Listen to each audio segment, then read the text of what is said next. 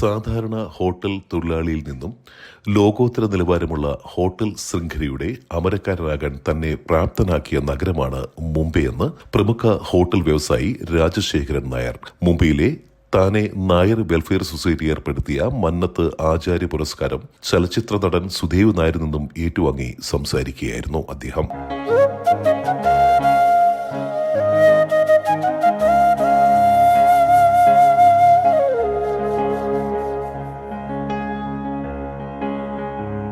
മുംബൈയിൽ താനെ നായർ വെൽഫെയർ സൊസൈറ്റിയുടെ 26ാമത് വാർഷികാഘോഷ ചടങ്ങിലാണ് മന്നത്ത് ആചാര്യ പുരസ്കാരം ചലച്ചിത്ര നടൻ സുദേവ് നായർ പ്രമുഖ ഹോട്ടൽ വ്യവസായിയായ എസ് രാജശേഖരൻ നായർക്ക് കൈമാറിയത്. മുംബൈ തന്റെ കർമ്മഭൂമിയാണെന്നും 5 പതിറ്റാണ്ട് മുമ്പ് തൊഴിൽ തേടിയെത്തിയ തനിക്ക് ജീവിതമാർഗം കാട്ടിത്തരുന്നത് ബോംബെ കേരളീയ സമാജമാണെന്നും സൗത്ത് ഏഷ്യയിലെ ഏറ്റവും മികച്ച ഹോട്ടലിനും കൺവെൻഷൻ സെന്ററിനുമുള്ള സൗത്ത് ഏഷ്യൻ ട്രാവൽസ് അവാർഡ് ജേതാവായ എസ് രാജശേഖരൻ നായർ പറഞ്ഞു.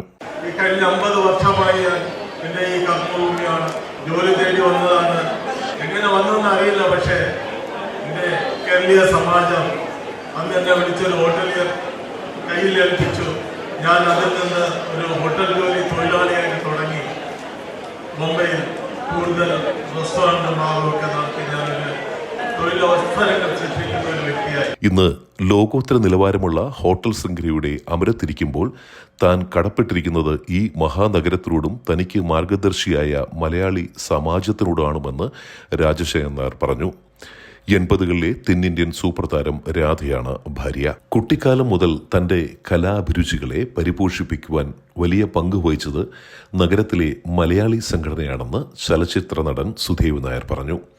താനെയിലെ നായർ വെൽഫെയർ സൊസൈറ്റിയുടെ നിരവധി വേദികളിൽ തന്റെ കലാജീവിതത്തിലെ ആദ്യ കളരിയായിരുന്നുവെന്നും സുദേവ് ഓർത്തെടുത്തു.